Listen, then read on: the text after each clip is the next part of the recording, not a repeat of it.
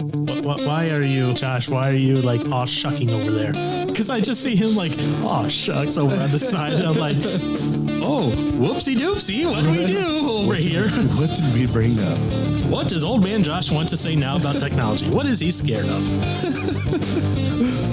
Continue, Paul. Because Enforcer says you're an old man now, so. Anywho, You have to catch me up I later. can catch you up with Yeah, that. All right. We'll catch you up later, old That man. has nothing.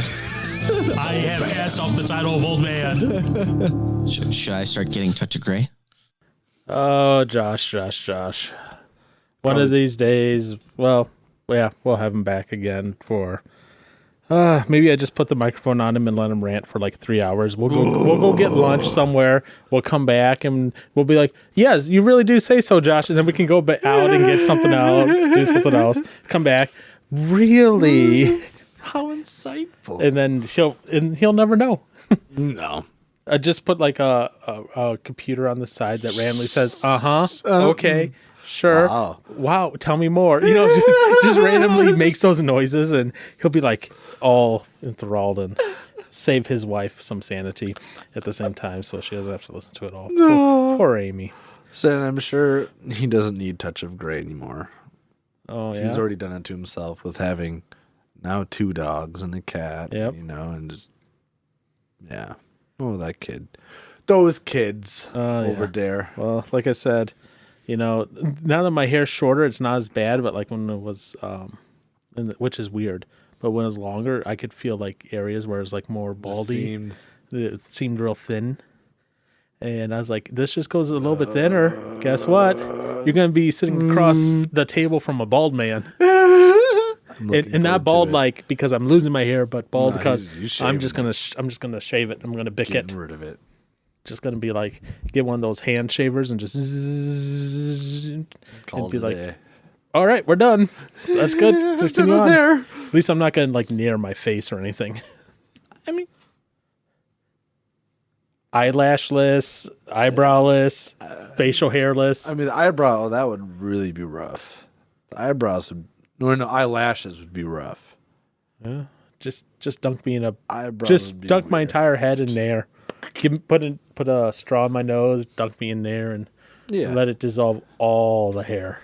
That's crazy. That sounds awful. It is awful. That's why I'm never going to do it. At least not that far. The other parts, yes, I will do it. Just because of the fact that, why not? But that being said, Mr. Johnson.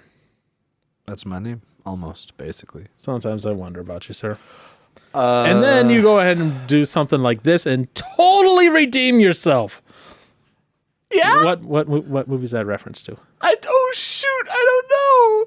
I know I've seen it because that sounded so familiar. You don't know, huh? Oh no. When I think you couldn't possibly be any dumber.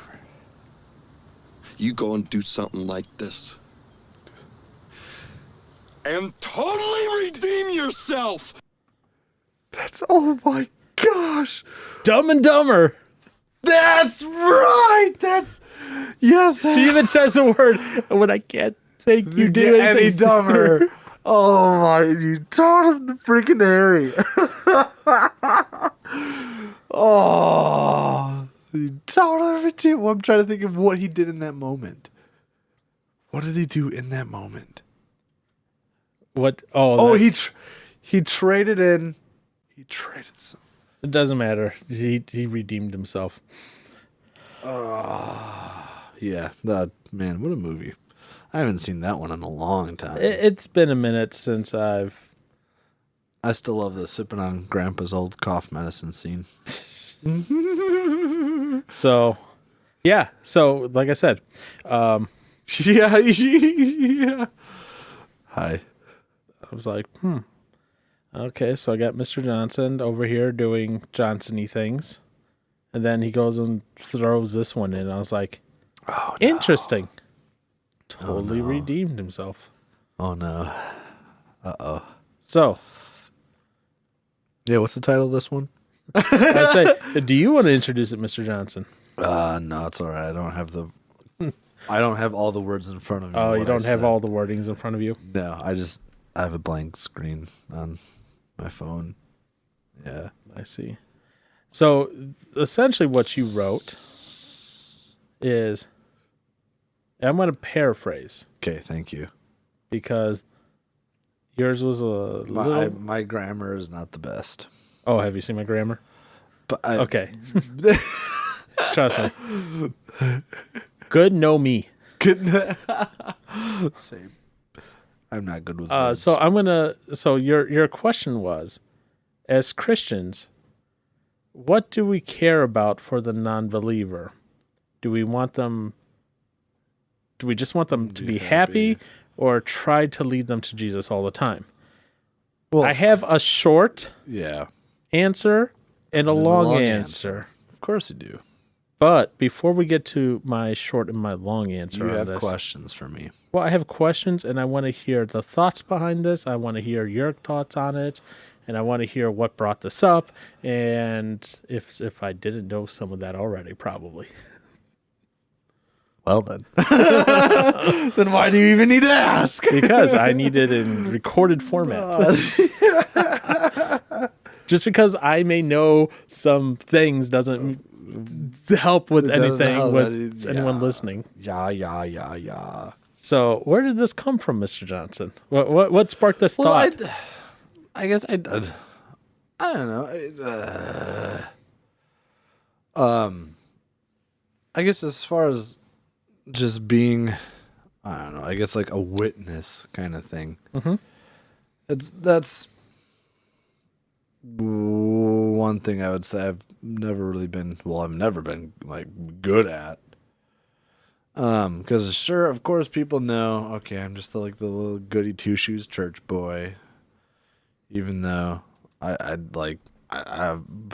have my moments, but I mean everybody, as far as I know, knows I'm.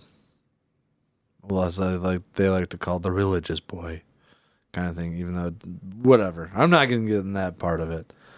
But yeah, it's. I guess as for believing in Christ and all that, and like the gospel and whatnot, and like knowing that, well, one, there's, and I guess I'll be honest, as I'm sure this would be most Christians. There's things. I mean, I want to be obedient to Christ, as into what He asks of us. Okay. But then, and obviously there's not all, I don't always want to be obedient, but I should be obedient kind of thing. I get it. But I was just thinking about that. And I guess like the biggest thing for me, I mean, it's going out and it's like having fun, having drinks and stuff like that and for one I mean, I definitely have many of friends where it's like, it's just, fun to go out party, get drunk, But granted, I know I'm not perfect. Obviously, I've had my moments. But those are things I want to, I guess really repent on and, correct and do right. And it's, with that being said, I don't know, like I personally believe, that, Christ is the only thing that brings, like, well, healing, well, and obviously salvation. And I want that for my friends. I mean, I should want that for just about anybody. And it's kind of funny because I feel like that has sort of changed my thoughts maybe on the death penalty. Totally random, totally different thing to talk Okay. about. How so? Because I still, I understand that certain states have their laws and their consequences for things. And I mean, I get some of them still have the death penalty. Okay. But I don't know. I always used to think, if I don't know, this real extremely nasty person with a ton of, horrible things on his record Okay. was going to be assigned the death penalty. I at one point I was like, oh, just let him live, let him suffer a little bit, kind of thing, thinking that was real nasty, whatever. Right. I don't know why it took me until, I don't know, however many months ago was when I had thought of this to realize this. But said person, instead of going through the death penalty and supposedly suffering, for his actions, he's a lot better off being here than not knowing Christ and then getting the death penalty. And then that's it. There's no coming back from that kind of thing. And then that's assuming this person does not, has not made that choice to give his life to Christ kind of thing, or believe in him and do all that. Because then you're in hell. And then that's that's forever. And that's worse than living here still in a jail cell. Okay. I guess I would imagine. So in that aspect, I almost don't like the death penalty. Because it's like, there's a part of me is like, maybe there's still hope. I mean, as long as that person is breathing, there could still be some sort of chance of them finding Christ before they die. And not having to live in like that eternal torment forever kind of thing. So I've kind of almost had my mind changed on like being for the death penalty to a point. Okay. But at the same time, if that's what said place has and set for its, consequences, it is what it is. But I'm almost not as much of a fan of it anymore, I suppose. I don't know. Totally random. But, Well, no, but it helps bring about a whole picture, so to speak, of what the thought process is going on in your mind. yeah. So go on. But yes, I mean, I guess ultimately, I don't know, if what the Bible says is true and God is who he says he is, and, I mean, I would want that for all of my friends. And it's like, if I believe it to be the truth, I should want to share that with them. But I guess my thing is, at what point, I feel like maybe we've probably already kind of hit on this before and I just don't even realize it or remember it that well. But it's like, at what point, and I guess, letting them, making sure they're happy isn't necessarily the thing, but it's still looking out for what you think would be best for them. It's just not continuously always being like, hey, well, like trying to, talk to them about Christ kind of thing. Like if you've done that, I guess it's like, in my mind, I would think you don't want to do that to the point where they just get so irritated and annoyed with you about it, where they just block it out kind of thing. But it's like, so do you let that be a stopper? And then, I mean, you just obviously be a friend to that person, and then, say what you think would be best for them, not necessarily trying to point them to Christ and things. But I don't know. No. Do you kind of know what I'm saying? Maybe. Okay. Yeah. Because I know, like in the Bible, it talks about, at one point, like, if for the disciples, like if they're to be denied kind of thing, they just brush off their sandals and move on to the next place or whatever, like being done with those people and moving on to whoever else that would believe and, be there to, for them kind of thing. I don't know. But, I guess I don't know. Yeah. I know it was like when I had kind of talk to you about some stuff that was going on with me. And like when I was talking to you about this whole thing of like, is my faith genuine? Like, I don't know. Do I actually believe this? Yeah.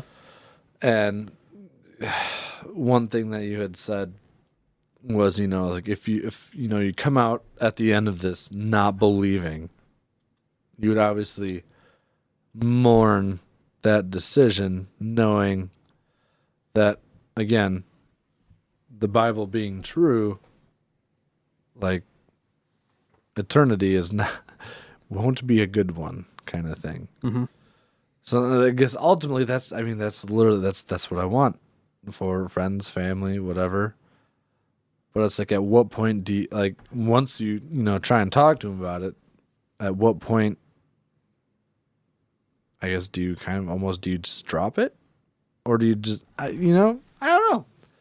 Or can you always have your piece, have your part put in there about it, but then what happens, kind of thing.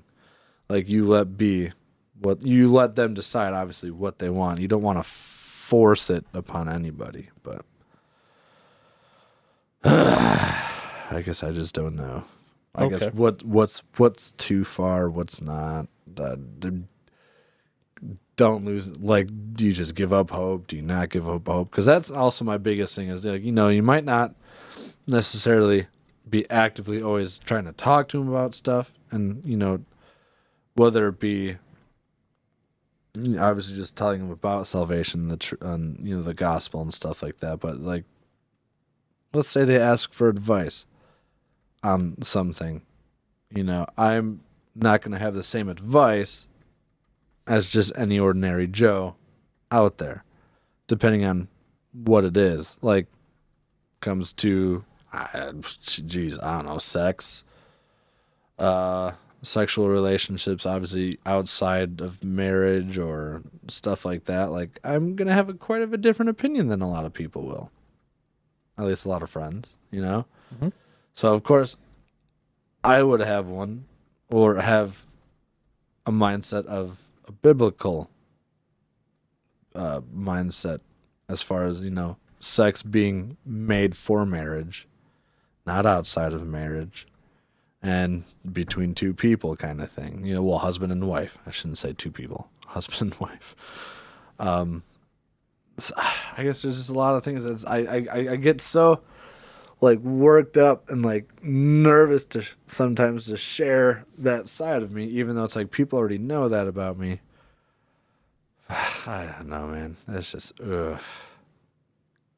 it's weird being a Christian sometimes. As you take a sip of your bourbon and Dr. Pepper, which there's nothing wrong with that. Cherry Dr. Pepper, to be specific. I have a question about a statement you just said. What did I just say? I don't remember.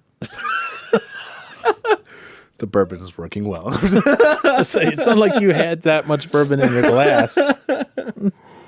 The question revolves around the phrase you just made. And that phrase, and I'm kind of paraphrasing it because I didn't get the exact wording down here. Nope. I got other wordings quite down. Right. I was blabbling. Essentially, and correct me unless if I heard it wrong, but the way I heard it was, why is it weird for me to share my faith even with those who already know about my faith? Yeah. Yep. I don't. Man, you kind of. I guess you can go back to the thinking all the Enneagram stuff, whatever. Yeah. Because that is something I'm always kind of nervous about, is causing relationships to break apart and become distant and not work out. So relationships to break apart, Yeah, and become distant over something that's important to you, but maybe not important to them. Yeah, pretty much. But it's been something that I've been working on a little bit more lately. Like, I have gotten well, as you already know, I was just asking, like, some friends that, maybe some of them not being churchgoers, maybe some of them are churchgoers. It's just different, I guess.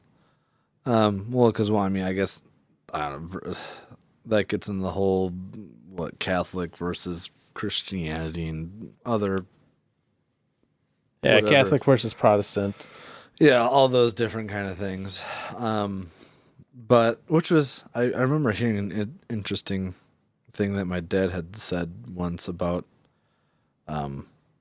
like, I guess for him, like, specifically talking about Catholics at the moment, saying he's pretty sure he feels positive about, knowing some Catholics and believing that they have an actual saving faith versus some other Catholics don't. Right. I would agree with that statement. Yeah, the same. Because, I mean, again, you can go to any church, basically, really, and, even in, well, obviously, like, churches I've been to, you're going to have people that go there that don't have, one, maybe just the right intentions, or they just go there thinking they're doing what they need to do in order to... Yeah. What I think your dad is more getting at with his statement, and this is just because, again, I have a lot of family who is very Catholic. Mm-hmm. Okay. You have those of the Catholic denomination, of the Catholic faith, that aren't willing to admit that they pray to Mary, that they pray to the various saints and that. And you have those in the Catholic faith who they like the tradition of the Catholic faith, but they also realize that they're putting their faith in these other things other than what the Bible says, which is Christ. Right. And those who have come to that realization put their faith in Christ. Yeah. And I think that's maybe more what your dad's getting at. Because to be honest, a lot of the Catholic Church preaches, no, I wouldn't say a lot. I wouldn't say preaches, but teaches, these various things like, this is the actual blood and body of Christ, and this is what you need to have for salvation, and you have to have these various aspects of communion in order to get saved, and this is why, and okay, to be fair, Catholic Church doesn't do this anymore, but you used to be able to, pay your way into heaven, kind of. Well, pay like for your, let's say your mom died, right? Before she was able to do all the sacraments. Well, you would be able to go to a church and be like, here's some money. Could you send her soul to heaven, yeah, please? That sort of thing. Yeah. Yeah, nope. So But I think that's more what your dad was getting at. yeah. But yeah, I find that interesting, though, what you said in there. Yeah.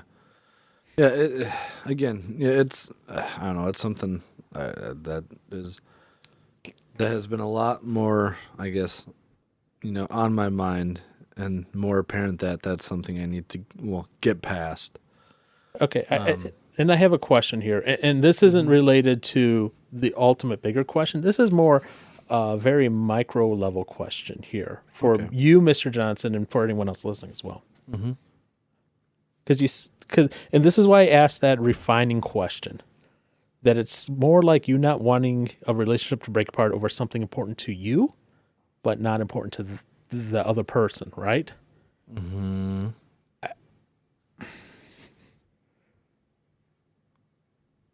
And this is a thought question. This is something you don't have to answer if you don't want to, but okay.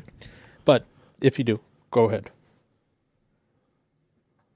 If that is such a sticking point where another person is willing to break off a relationship over an opinion that you something that you hold as a belief real deep to you, that they're going to see as an opinion, but they go, oh, but he has a different belief structure than I do, or a different opinion on something than I do, therefore can't be associated with them.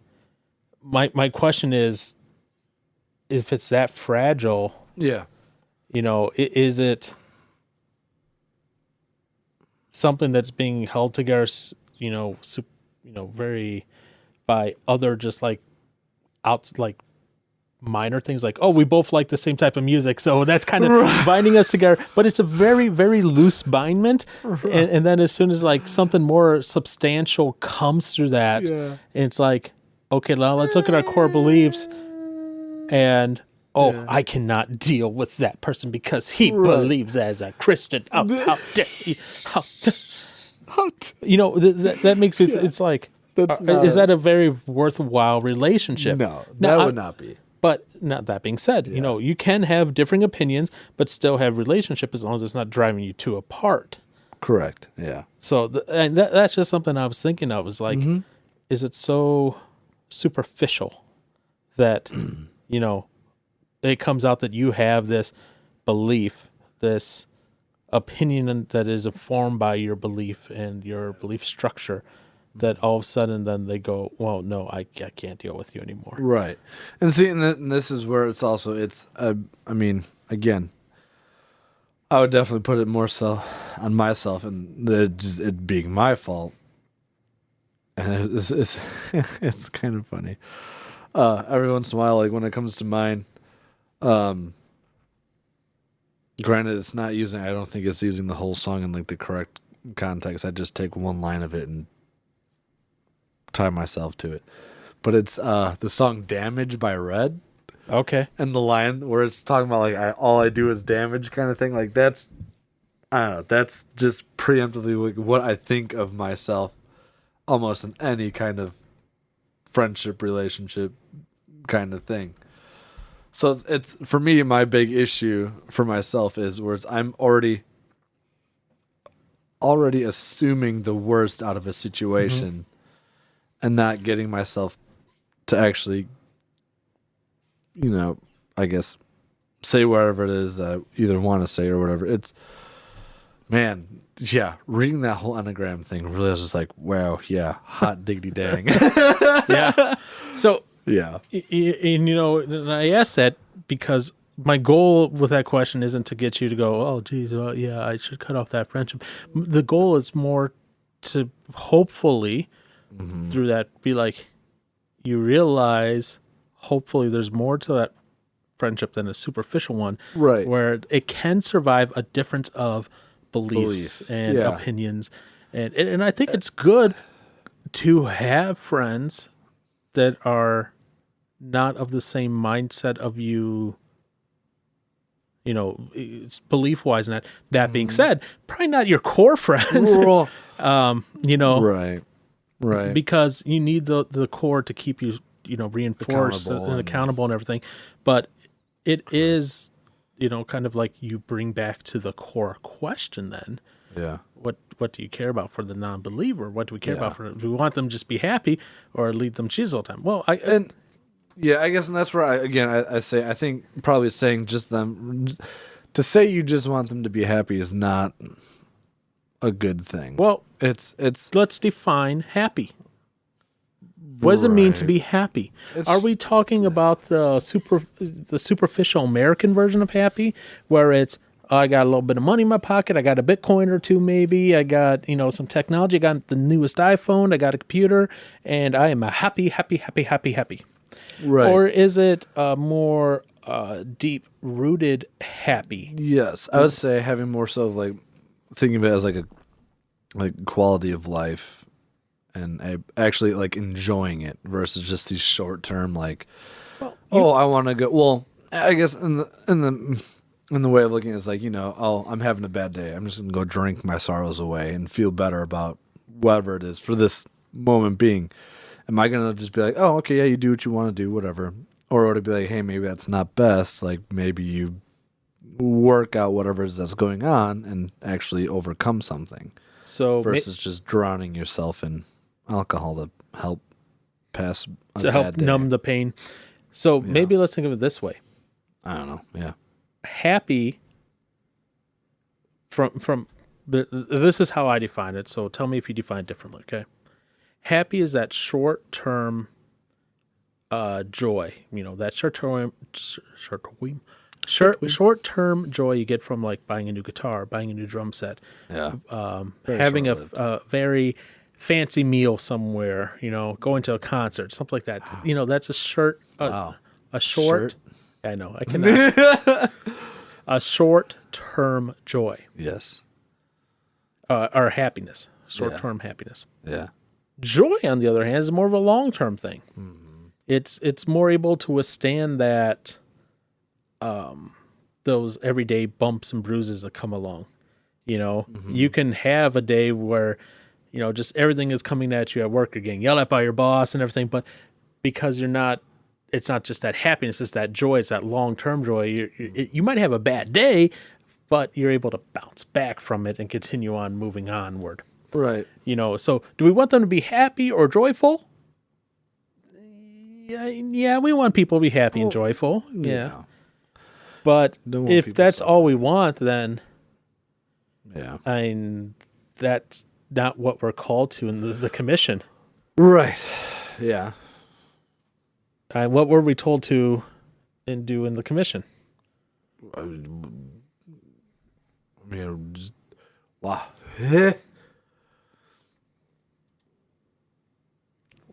What's the Great Commission? It's to go. Spread the news of the gospel. Matthew 28, verse 16. In most Bibles, it's labeled the Great Commission. It's got the head title to it. Yeah, it's the last It's the last segment of Matthew. Yeah, it's like the last couple verses of Matthew, the Great Commission. Right. Then the 11 disciples went to Galilee, to the mountain where Jesus had told them to go. When they saw him, they worshipped him, but some doubted. Then Jesus came to them and said, "All authority in heaven and on earth has been given to me.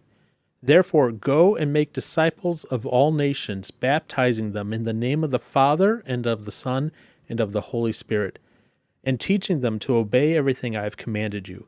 And surely I am with you always, to the very end of the age." So, right, what we have there, the Great Commission, is to go make disciples of all the nations, baptizing them. That being said, we're go out and do things and spread the good news. Obviously, people are going to reject it. That's just how it's going to be. And it's not always that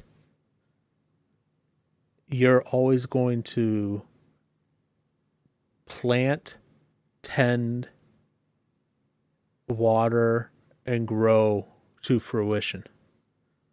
Sometimes your part of the process might be plant. Mm-hmm. And that is hard for some people.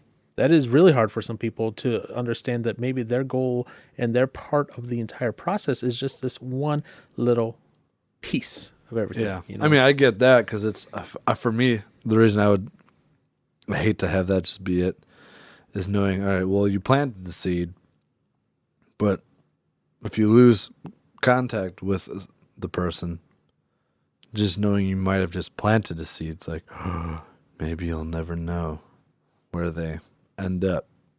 So it's always that, like, I guess, the fear of the unknown, not knowing where they're going to end up kind of thing. But,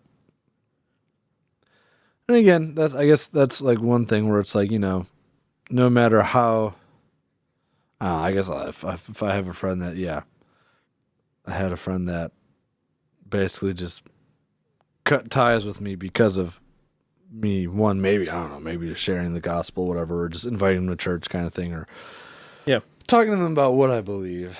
Like, if that were to end a friendship, that doesn't stop me from, one, praying for them. Because, obviously God still does stuff with prayer, very much so. So that's, man, this also makes me, it brings up another thing I always want to talk about at some point. Which is? Or it's for the church in general, thinking of the song by Casting Crowns. This is why is the church not like reaching out kind of thing? I can't think of the name of the song now, but okay, you'd probably recognize it once you hear it. But it's like, I don't know, at least just like here and again, like I haven't looked into what churches are doing around locally. I guess I just feel like there's something more that we could be doing as a church as a whole. Not just like, fellowship by itself, but it's like, Right. are there like, there's no like things that churches like come together on, are there? And like do something as a group? There are times, especially like you've seen, various police shootings has probably been more likely recently, and then some of the more woker church on like LGBT marches and that. Oh, yeah. Oh, I didn't know that. That's sad. What? Uh-oh. Casting Crowns drummer died over the summer. Oh. Motorcycle accident. Oh my gosh. He was on his way to church for Sunday morning worship service. Oh no. Gosh, that almost makes me think I should never get a motorcycle again. Especially since I was the drummer. Oh. Yeah, sorry. I was looking up Casting Crowns thing to see about your thing, and that came up. And I was like, that? I'll be able to find it in no time here. I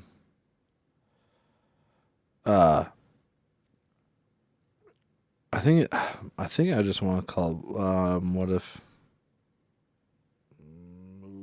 people pray? No. Yes. If we are the body. Oh, okay. Why Yeah. aren't his arms reaching? Why aren't his hands healing? Mm-hmm. Yeah. And I guess I just wondered, it's like, I don't know. And, as, me and the other guy, I guess, slowly get this worship night idea together. It's like, that's something that's like, it would be awesome to have churches, all to be able to come together and do. But it's also, it's like, I just feel like if the churches came together and did stuff, there'd be so much more that we could, I guess, good we could do. I don't know. Mm-hmm.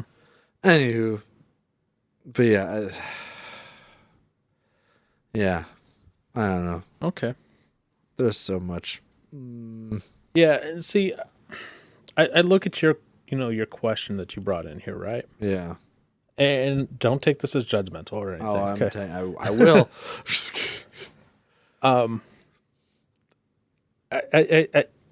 My short answer to this, right? Yeah. As Christians, what do we care about for the non-believer? Mm-hmm. Do we want to be happy or lead them to Jesus all the time? My short answer is, I don't care if they're happy or joyful. Right. Okay, and here's why. Where you're happy or joyful is an emotional response to something that's going on. Yeah. That does not mean I do not want people to be taken care of. So don't read that into that, okay? Yeah. My concern for a person, be they believer or non-believer, regardless of it, is one,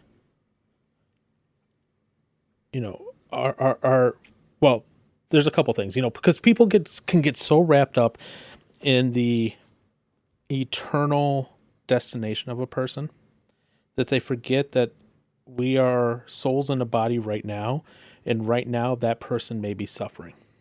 Right now that person may be hurting, may be in trouble, might be addicted, trying to get over stuff. Right. So it's not, do I want them to be happy? Do I not want them to be happy? Do I want to lead them to Christ all the time? Do I not want to lead them to Christ all the time? What do I care about for the non-believer?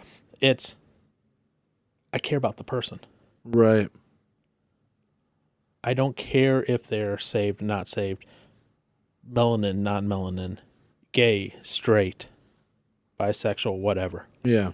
I don't care if they've been to jail, not been to jail. The person matters. Oh. Yes, their eternal soul matters too. But let's be honest here, okay? If you're someone who's suffering maybe a loss of a family member, you're grieving. Are you going to be, you're grieving. let me tell you about my Lord and Savior, Jesus Christ. Okay, that doesn't work too well. Okay, that, as much as all those, I'm using my words carefully. Yeah. Like animated weirdo Bible stories, Yeah. they have a good message. I get what they're trying to get at, but they sometimes they oversimplify things. It's like, or like those chick tracks. Have you ever seen those before? Maybe not. Oh boy, those no. are some. Oh no. But anyways, so you have those things going on, and the thing that I always come back to is it's take care of the person first, and then worry about the other part. And obviously, it's not take care of them forever and ever and ever, because a person's going to be grieving or be hurting or be suffering for a little bit, and they're eventually going to get better. But here's the thing. During that time, you also have the opportunity to be a witness to them. Yeah. Without saying, let me share with you about my Lord Savior Jesus Christ. You have the opportunity to be the person that is there for them while they're grieving, while they're hurting, while they're recovering. And then they might go, why did you spend that time with me? Why did you care if I got better or not? Right. Why did you care that, why did you offer to drive me to my addiction recovery? Why did you offer to drive me to doctors? Why did you bring me a meal when I couldn't go out to get something or couldn't afford something? Yeah. Why? Yeah. It's not always why are you a Christian? It's why did you care about me as a person? It's not why did you care if I was happy or joyful? It was, why did you give me water? Right. Why did you care for the least of these? Yeah. Oh, wait, what were we told in the Bible I think you just said it. to do? So, I mean, Yeah. that's what we're called to do. That's why I said, you asked this question, and I get why you're asking this question. Yeah. And that's why I said, don't take this as like a condemnation or me trying to but You're so inconsiderate. I think it's maybe the wrong question. No, yeah. Yeah. It's not what do we care about for the non-believer or the believer. It's why do we care for people? Why do we care to take care of them? Yeah. Yes, we care about their salvation, but we also have to care for them in the current. Mm-hmm. Because let me tell you what's not going to work. What's not going to work is knowing someone needs help with something. Let's say going to the doctor's office because they can't drive. They just got in an accident. They need to get to the doctor's office, and you're free, and and you're like, no, I'm not going to drive you. Blah blah blah. You know what's not going to, even sway them to come to church or investigate God or investigate Christ? Mm-hmm. Knowing that you're a Christian and going, no. No. Mm-mm. Hard pass. Especially if it's something like, hey, I'm sorry, I'd like to, but I'm kind of working that day and I can't get off.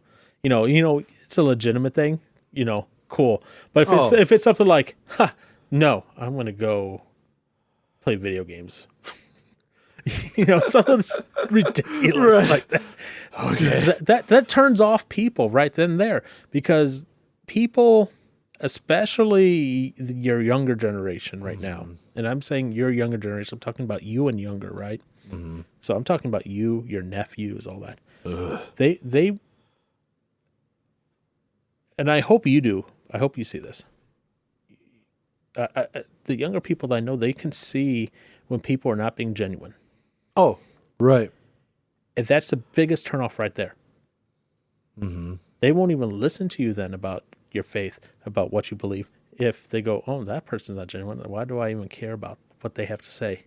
Yeah. And then you then go, now would you like to hear about Jesus Christ? And here's my chick tracks. And they'll be like, no, that's just... No. They'll be like, no, I don't want to hear anything about this. Right. And then people go, well, why not? Why not? Because while I was thirsty, you didn't give me water. Right. While I was hungry, you didn't give me anything to eat. Gee, where have we heard that before? I think the Bible. Really? Good job. Yeah.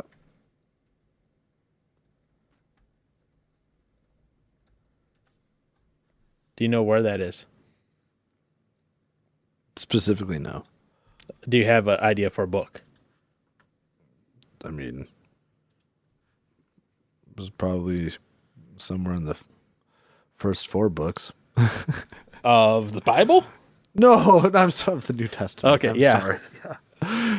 while Jesus was around. I was like, what are you talking about? So it's in Matthew 25, by the way. Okay. All right. It's actually talking about the final judgment. That's a title. So 25.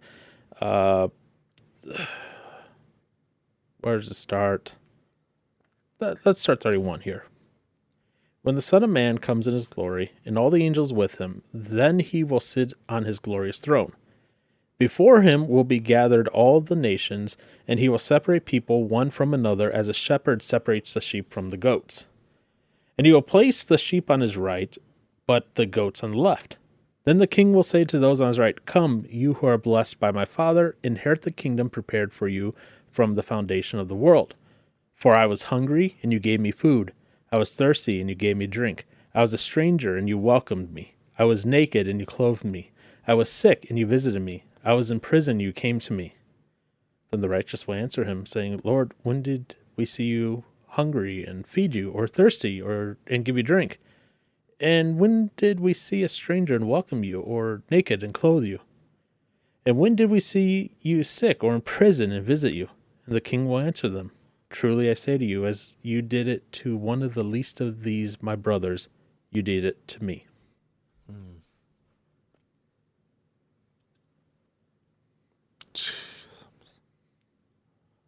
And now, so when you go down there, and read that, it's like, okay.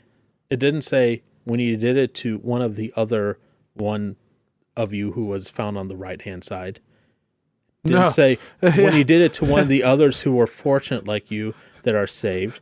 It didn't say when it was one of the other that is blessed in inheriting the kingdom. No, it said the least of these. You did it to me.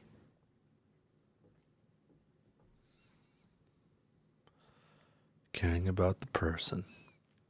Yeah, and I'll be honest. In a lot of Christianity today, we have lost some of that. Going back to that Casting Crown song you were talking about. Yeah. In the Casting Crown song, I don't think it was talking so much the church capital C reaching out like a evangelism thing. Because if you read through the lyrics, right? Right. Yeah. It's all the examples that they're giving, and they're perfectly great examples. I'm not trying to dismiss anything in the song or anything, but they're valid. And I will say, thankfully, the church that we go to, I don't think has as much of an issue with some of these things. Now, there are things we could do to reach out to the community at large. Yes, I think there's that. But I think what the song was getting at, if you read through the lyrics, right? Right. So it's like,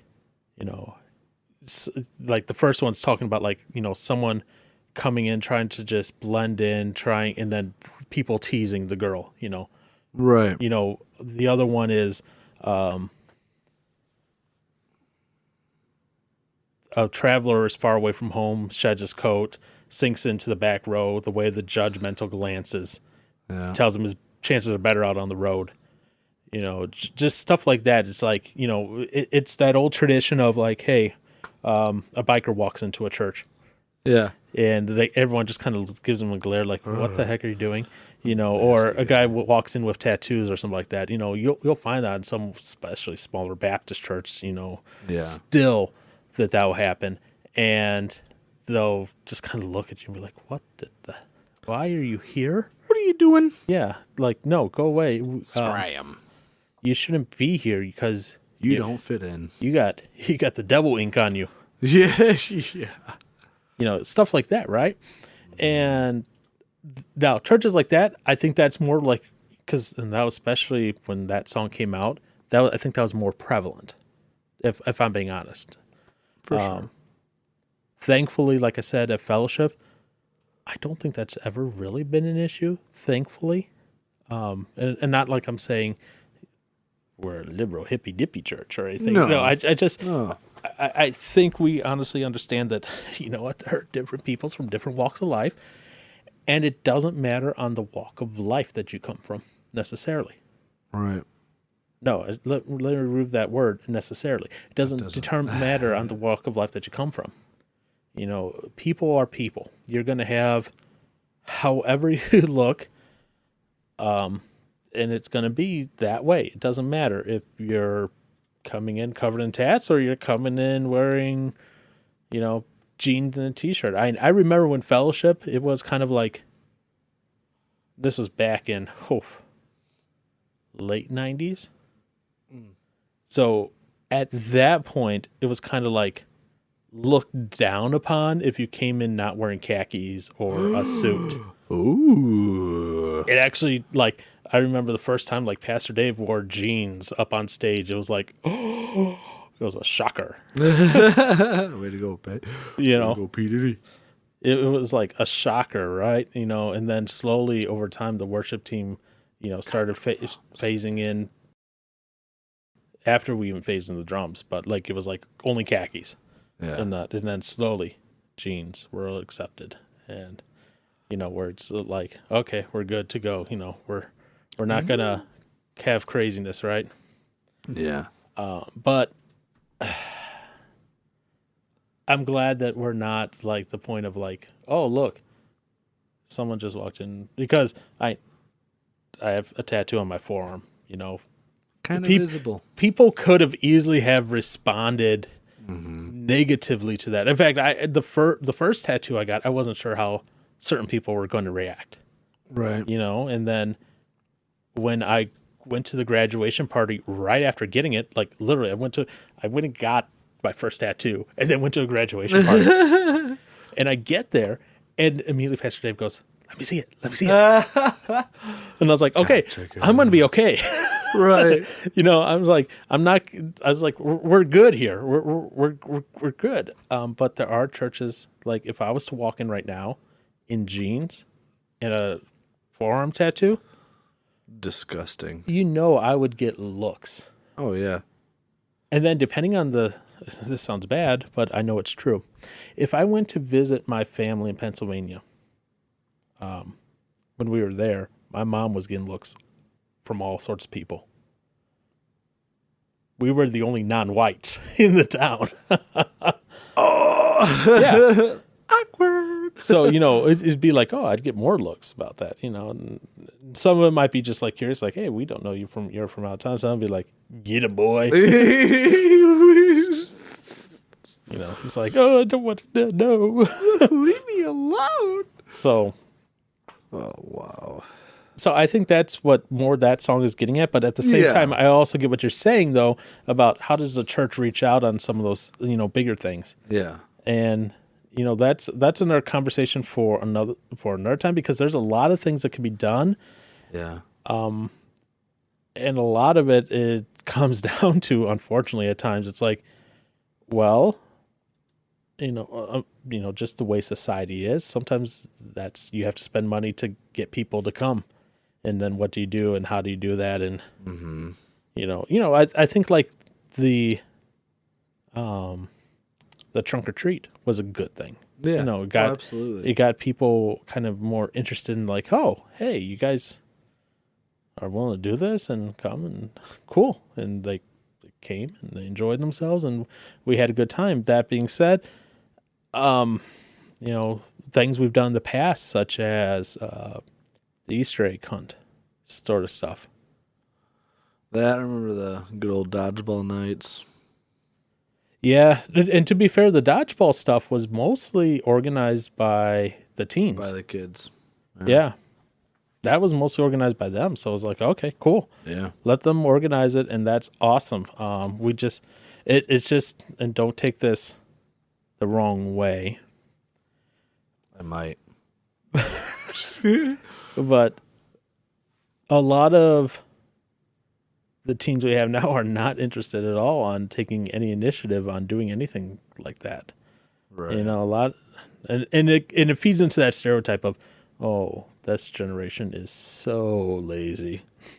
It's not necessarily true, but I mean, no. But I mean, it is kind of like one of those things where I feel like you see it a lot more often than when you used to. yeah. But yeah, that can be a whole thing in and of itself. Yeah. So, I mean, yes, that we got some things to go with that, but I mean, when it comes down to, your original question, then it's Right. like I said, I personally, from my experience and from my thoughts and my viewpoint, it's the wrong question. Correct. No, yeah, It's I feel that. it's not, do we want them to be happy? Do we want to lead them to Christ? No, it's How they're taken care of. how do we make sure that the people that we know about are taken care of? And sometimes it's an inconvenient thing to do. Yeah. I remember one time I was on my way. This happened. Oh, geez, last winter, like last December. I was on my way to youth group. I stopped at Quick Trip on the way down. This was, you know what? This was one of the weeks. No, it couldn't have been December. Wow, I've got my times all displaced. Because it was one of the weeks where I didn't have a dog. So it was one of those weeks before I had adopted Xena, after I had put Porthos down. I stopped at Quick Trip on the way down to youth group. And, things being what they are, just whatever, And I get out of my car, and this older gentleman approaches me. He's like, do you got $5? I'm hungry. And I'm like, I don't got cash, Yeah. Sorry. I was like, I don't have cash, but I was like, I'll buy you a burger or something inside, whatever. Yeah. So we went in, and I bought him some food and that, and then he's like, could you put like $10 on pump whatever? Yeah. And I looked out, and it was a truck, like old, but like your size. Bigger, I was like, bigger. $10 is gonna do you nothing. Right. I was like, where are you trying to get to? He's like, well, with $10 I can get to the shelter here in Racine for the night. And I'm thinking, Oh boy. okay. It's like, but if I can get a full tank, then I can get to my son's out in Madison. Oh wow. And I was like, okay. I was like, just get the food here. He's like, what about my gas? And it's like, we'll go out to the pump, and because otherwise, it's like, put this much on this. You don't know how much. And Yeah, then you don't have to know how come much that in and get the is. yeah. I was like, Yeah. I'll just put my card in and at the thing, right? Yeah. So I go out there and put my card in, get him a full tank of gas, and he didn't like ask like, why did you do this or anything, but No. but you could tell like it just brought a little joy to his face, and it just was. Yeah. I was like, oh, I can get somewhere. I can get to my son's. I can, instead of having to spend the night in a homeless shelter. Yeah. Yeah, and while we're pumping gas, he's telling me about, some of the stuff about like how his wife just kicked him out. He had nowhere to go and all this, and he had been out on the streets for the past few days, and he had been he's been making his way from out east to his son's, Wow. and he had no more money, and he was hungry and all this. So I was like, Yeah. so after we finished up, I was like, you're hungry? And I was like, a burger? That's it? He's like, well, I don't want to. I was like, Get back in there. so we got back in there. And he got like one of those Quick Trips, like whole chickens. Yeah. I was like, get that. He's like, are you sure? I'm like, I had just gotten paid that day, so I was like, yes, Yeah. yes, I'm sure, I'm got me at a positive. good Just time. do this. Yeah. And you just like see that little bit of life back in his eyes. Yeah. Anytime those moments when we can bring back that little bit of joy, that little bit of spark of life, you beat back that darkness, you beat back that evil. Yeah. That showing that you care. That's reaching out the arms in love. I didn't have to bash him over the head with the Bible with that afterwards. Hey, so you know why I helped you? It's because I believe in Jesus. I didn't have to do that. Nope. No. And that's the thing that, we have to remember as people and as Christians, they're people. People need help sometimes, and people need to be shown dignity and respect, love, and care. And without any of those items, then what are we even attempting to do? Right. Because, you go, okay, I got you saved. I'm going to walk away. Oh, enjoy living in that ditch. Yeah. Yes, I get it. The goal of eternal salvation is great, and that is something we should definitely work on. Yeah. And that is something that should always be at the forefront of our minds. Yeah. But I think also at the forefront there has to be, how do I help my fellow human being in the current condition? Because what they think of as happy, it's going to be different per person. Someone's happy is going to be drunk as a skunk on a whole bottle of whiskey. Yeah. Someone else's happy is going to be buying a prostitute. Someone else's happy is X, Y, Z. Yeah. And that changes. That's good, and that's temporary. Someone's idea of what brings people joy, that long-term happiness, is going to be a little bit more in line with each other, right? Right. And then salvation, obviously, that long-term goal of hopefully more than just fire and church. Hopefully it's a transformation that changes the life and that changes them for the good. Yeah. But if you're changing them and giving them that information, but then saying, eat dirt. Well, if you don't care for them and back that up after sharing that, then that ruins the testimony and, the claim that you make for Christ being so great. Yep. Because if he's so great, then, you'd hope that whoever it is that's preaching it would be changed by him too. So that's my thought on your your question. I'm glad you said that. I don't know why I didn't even think about that when I was thinking about that question. Well, that's why you bring it up That's and true. we have the discussion. This is true. Because sometimes you don't think, and this isn't to smack you over the head, but I mean, sometimes we as humans can get so caught up. Well, yeah, caught up. Or you've heard the phrase, you missed the forest for the trees. Yeah. You're looking so intently on this tree in front of you, you cannot see everything else that's surrounding you. Yep. You're so focused on that speck of dust in your brother's eye that you can't see the pole coming out of your own eye. Yep. I'm not saying that what you did was sinful in that regard, because that's what that speck of dust and pole usually refers to. Right. But what I'm saying is you're so focused on the idea, the concept that what do I want for my friends that I know that aren't saved? Yeah. That you forget that sometimes you just got to treat them like people. Yep. That's a good point. That's a great point. And still take any opportunity you can when they ask, like, why do you do this? Why do you believe what you believe? Take that opportunity to still share with them and talk with them about it and tell them why you have the hope that you have. Why you continue to do the things that you do. Because they're going to watch you in all sorts of circumstances, Aaron. They're going to watch you under the stressful circumstances. Yep. They're going to watch you under the good circumstances.